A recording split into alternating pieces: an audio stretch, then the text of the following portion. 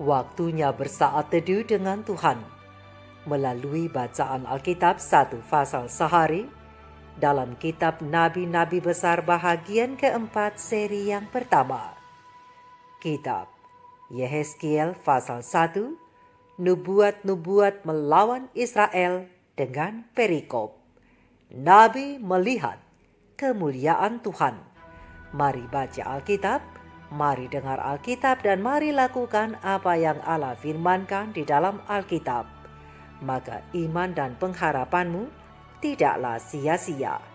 Tuhan Yesus Allah Putra, Alfa dan Omega, memberkati, dan Allah Roh Kudus akan menuntun untuk memahami.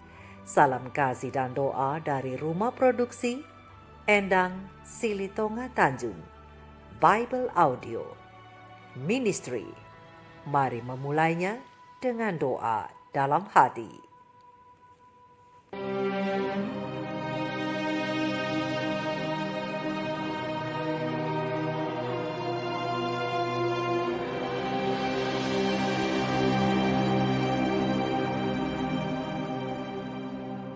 Pada tahun ke-30, dalam bulan yang keempat, pada tanggal 5 bulan itu, ketika aku bersama-sama dengan para buangan berada di tepi sungai Kebar, terbukalah langit dan aku melihat penglihatan-penglihatan tentang Allah.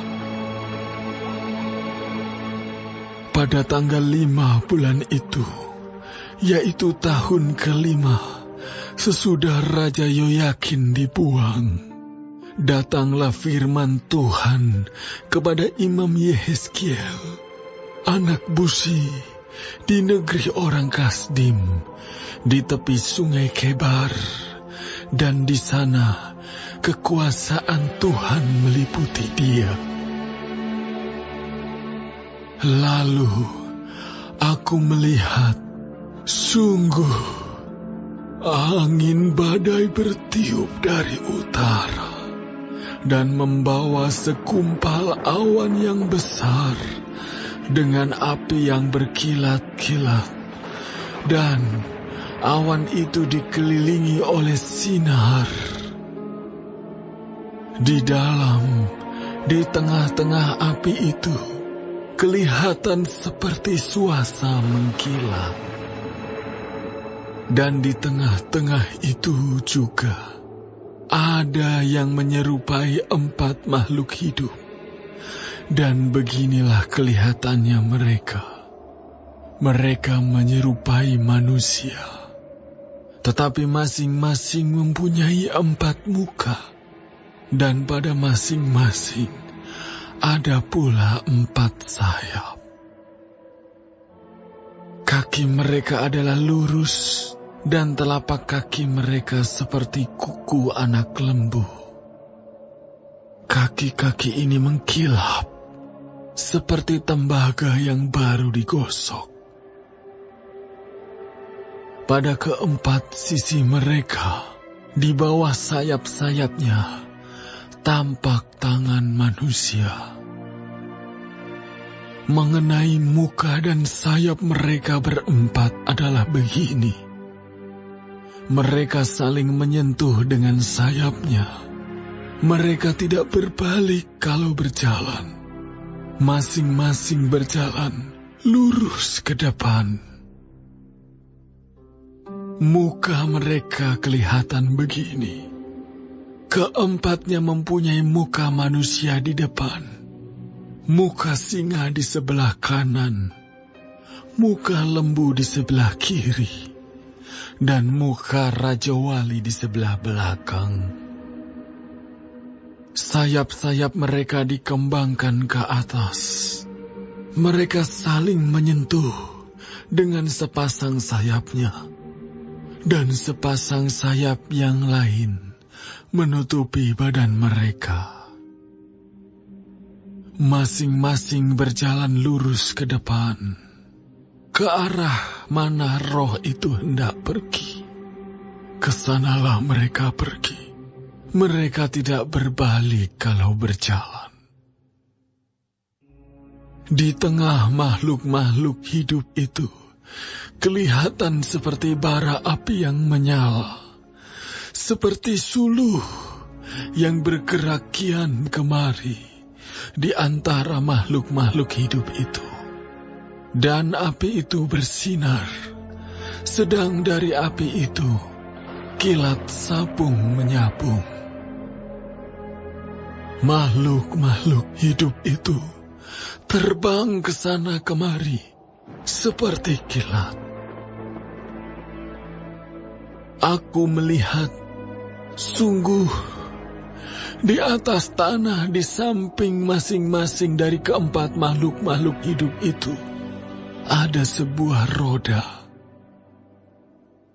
Rupa roda-roda itu seperti kilauan permata pirus, dan keempatnya adalah serupa.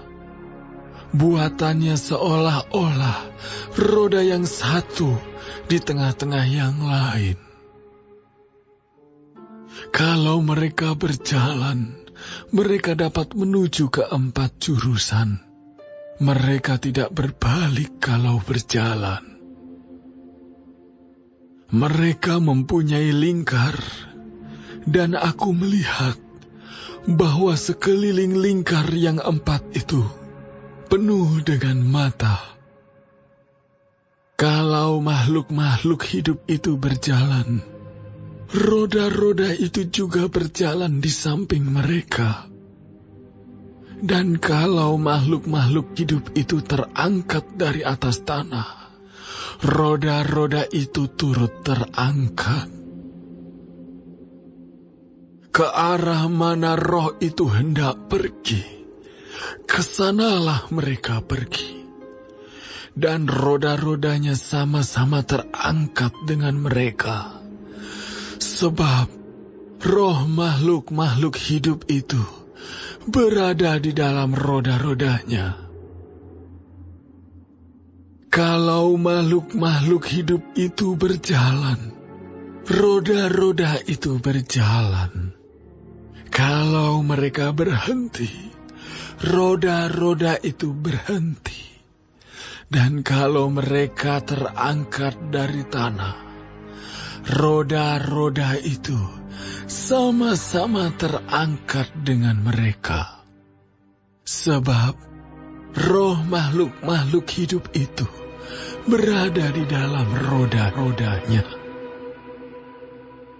Di atas kepala makhluk-makhluk hidup itu ada yang menyerupai cakrawala, yang kelihatan seperti hablur es yang mendahsyatkan, terbentang di atas kepala mereka.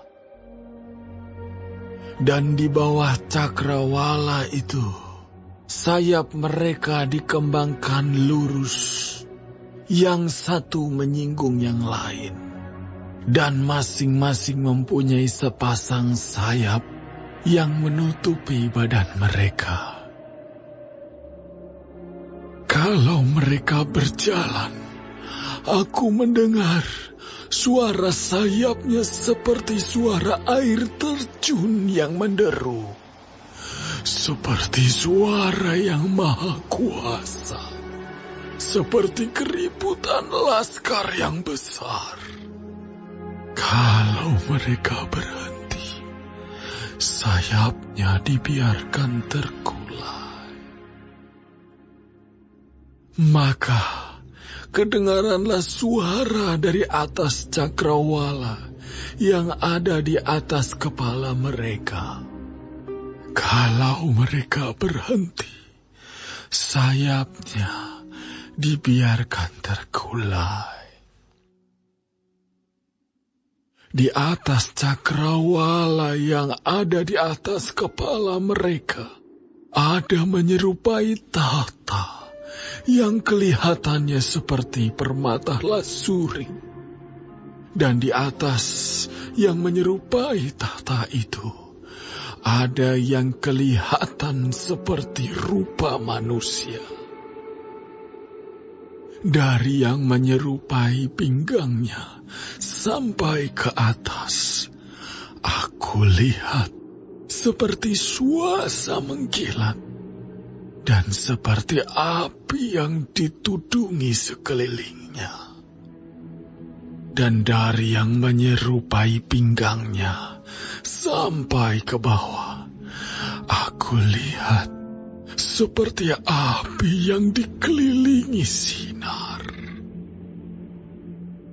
Seperti busur pelangi yang terlihat pada musim hujan di awan-awan. Demikianlah kelihatan sinar yang mengelilinginya. Begitulah kelihatan gambar kemuliaan Tuhan. Tatkala aku melihatnya, aku sembah sujud. Lalu, ku dengar suara Dia yang berfirman,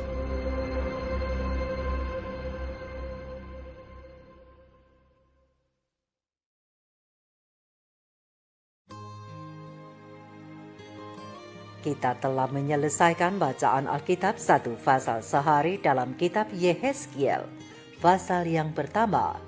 Sedikit perenungan melalui pasal ini tentang gambaran kemuliaan Tuhan dengan ayat panduan perenungan terang besar Alkitab Yehezkiel 1 ayat 1 dengan bunyi nas. Pada tahun ke-30 dalam bulan yang keempat pada tanggal 5 bulan itu, ketika aku bersama-sama dengan para buangan berada di tepi sungai Kebar, terbukalah langit dan aku melihat penglihatan-penglihatan tentang Allah. Sahabat-sahabat firman, sahabat surgawi yang dikasihi oleh Tuhan di mana saja Anda berada. Sama seperti pada umumnya, nama memiliki arti khusus. Demikian juga dengan Yehezkiel yang memiliki arti Tuhan yang kuat. Dan Yehezkiel diberi kesempatan untuk menyaksikan kekuatan Tuhan dan kemuliaan Tuhan selama ia melayani. Dalam beberapa sumber, Yehezkiel disebut sebagai salah satu nabi besar karena ia memiliki kitab sendiri yang berisi hal-hal penting, khususnya mengenai kehancuran Yerusalem dan gambaran lengkap tentang kerubium dan kerajaan 1000 tahun. Yehezkiel hidup sejaman dengan Yeremia, tetapi dari usia, Yehezkiel lebih muda dari Yeremia, dan ia pernah mendengar keluh kesah nabi itu saat mereka masih bersama-sama di Yehuda atau di Yerusalem. Sahabat-sahabatku, sahabat surgawi, pada pasal yang pertama ini kita akan menemukan kata aku dengan huruf kecil. Aku dengan huruf kecil ini adalah kata yang menunjukkan bahwa penulis kitab ini adalah seorang anak manusia yang bernama Yehezkiel anak Buzi. Sebelum menjadi nabi, Yehezkiel adalah seorang imam berdasarkan pasal yang pertama, ayat yang kedua dan ayat yang ketiga. Nama Yehezkiel sendiri disebut sebanyak 93 kali dalam kitab Yehezkiel. Sedangkan pada kitab yang lain, nama Yehezkiel tidak pernah disinggung sedikit pun. Pada suatu hari, pada tahun yang ke-30 dalam bulan yang keempat pada tanggal 5 bulan itu, yaitu pada tahun kelima sesudah Raja Yoyakin dibuang. Di negeri pembuangan, tepatnya di Babilonia Selatan, yang disebut dalam Alkitab negeri orang Kasdim, saat Yehezkiel berada di tepi sungai Kebar bersama dengan orang-orang buangan itu.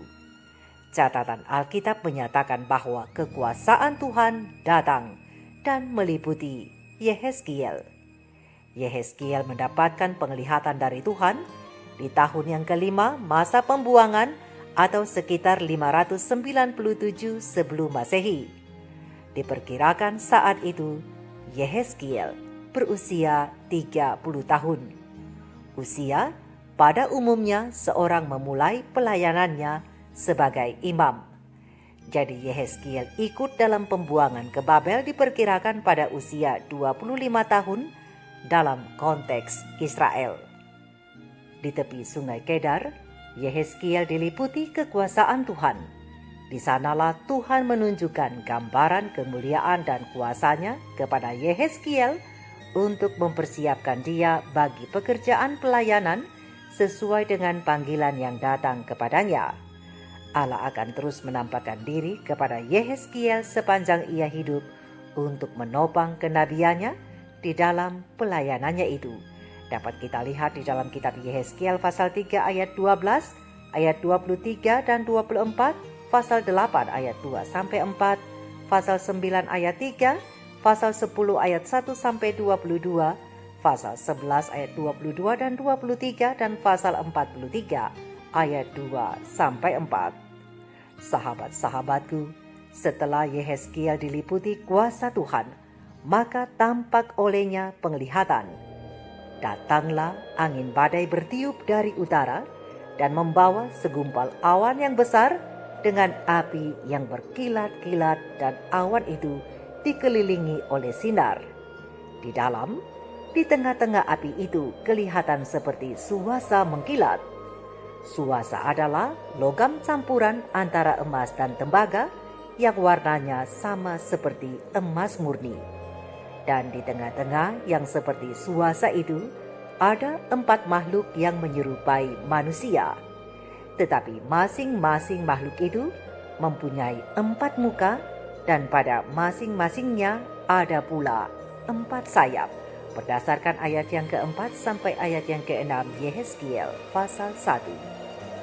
Yehezkiel tidak mengetahui nama makhluk-makhluk itu, namun dalam kitab Yehezkiel 10 ayat 20, Yehezkiel pun akhirnya mengetahui dan menjadi mengerti bahwa mereka adalah kerub-kerub. Kata kerub sendiri pernah muncul dalam kitab 2 Samuel 22 ayat 11 dan kitab Mazmur pasal 18 ayat 11, yang mana Daud mengatakan bahwa ia, yakni Tuhan, mengendarai kerub, lalu terbang dan melayang di atas sayap angin. Di samping itu, kerub juga sering muncul dalam kitab-kitab suci yang lain yang mengacu pada kerub dari emas tempaan pada tutup pendamaian dari tabut perjanjian, dan juga gambar di tirai kemah suci dan di bait suci Salomo. Melihat kemunculan 4 kerubium ini, maka kita akan dibuat mengerti bahwa melalui pasal 1 kitab Yehezkiel, makhluk-makhluk suci itu memperagakan kemuliaan Tuhan yang besar. Selain itu, kerubium-kerubium itu juga menunjukkan pengawasan Tuhan dalam menopang pekerjaannya. Dengan 4 sayap dan wajah yang berlainan pada setiap sisi, lingkaran dengan banyak mata, kemudian kerub-kerub itu yang hanya dapat bergerak maju dan tidak dapat berbalik, pula roda-roda yang berputar, semuanya itu memiliki makna.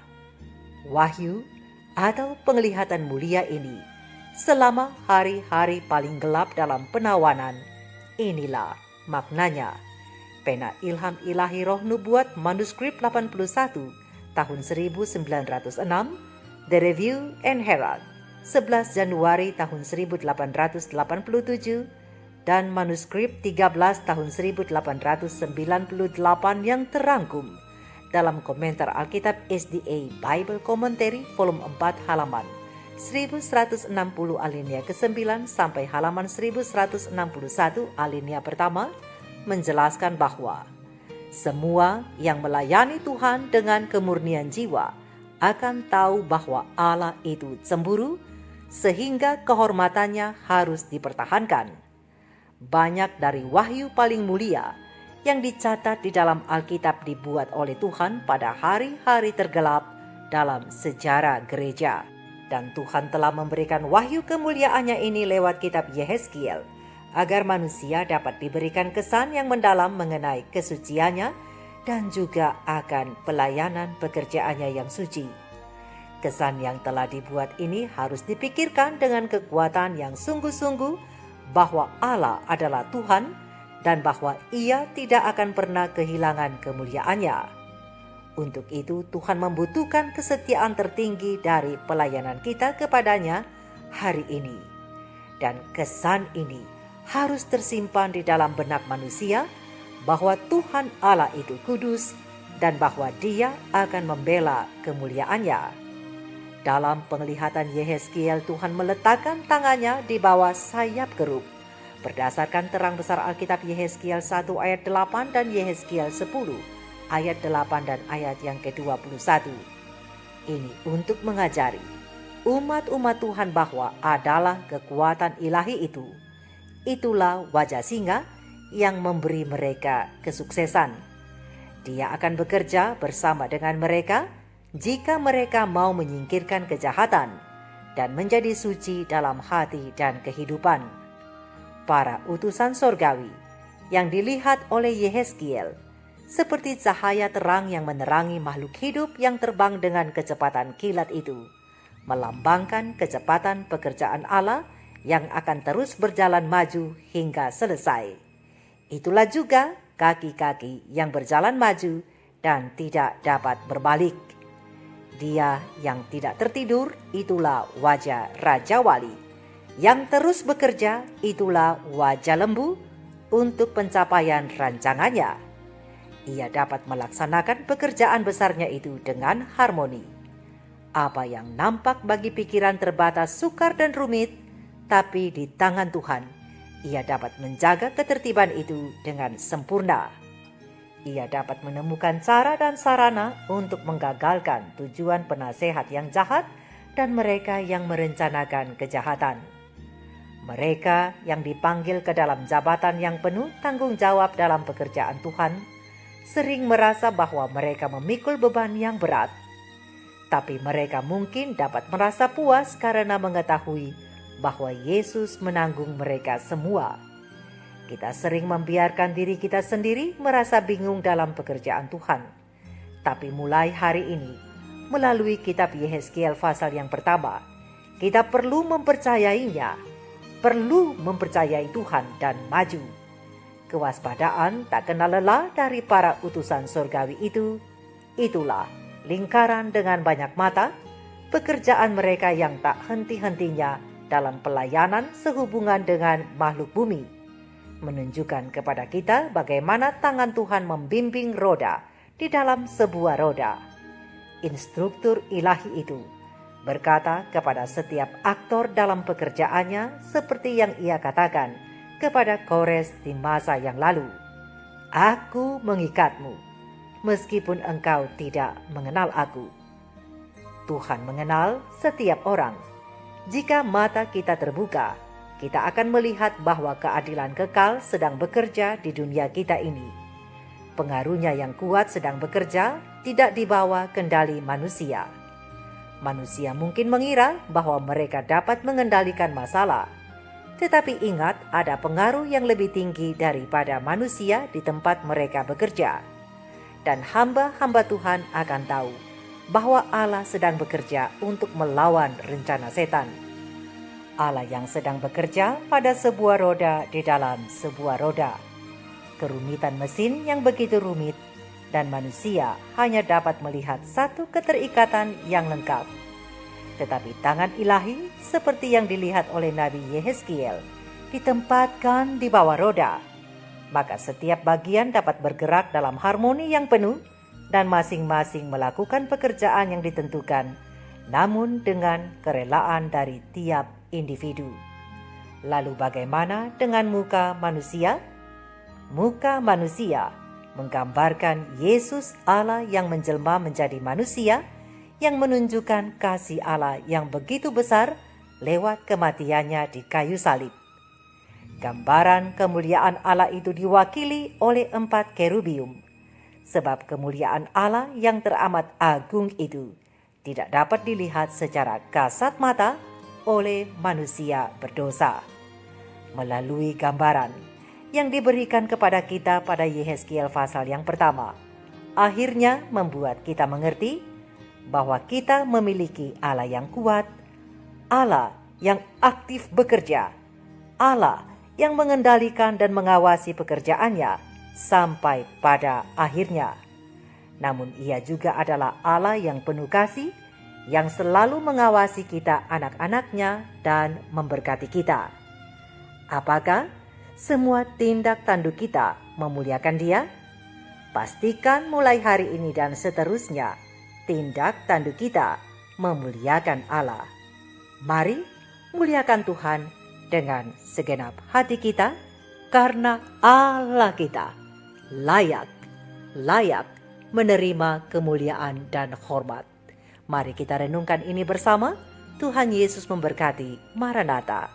Shalom.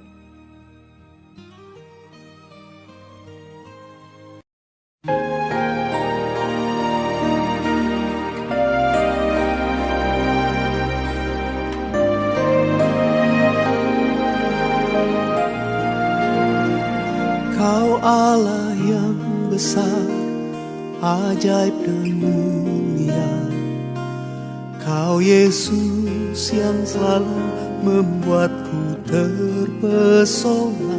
Segala pujian bagimu ya Tuhan.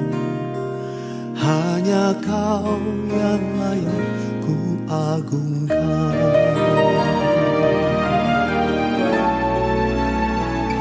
Yesus Tuhan, Kau layak dipuji, ditinggikan atas seluruh bumi.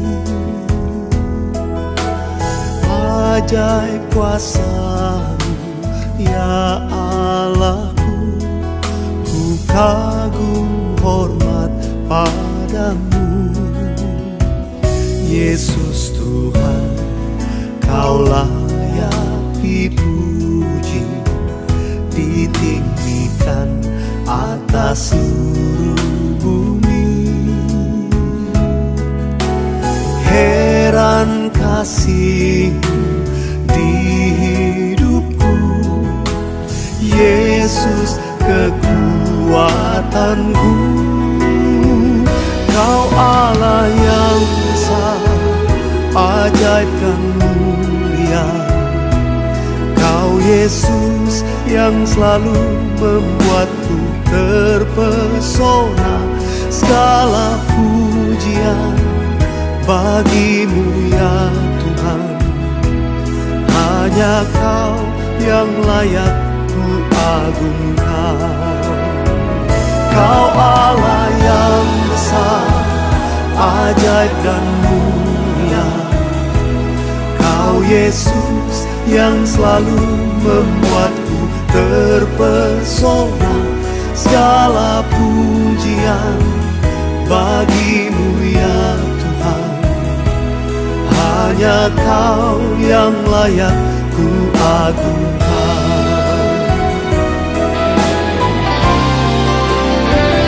Kau Allah yang besar, ajaib dan mulia. Kau Yesus yang selalu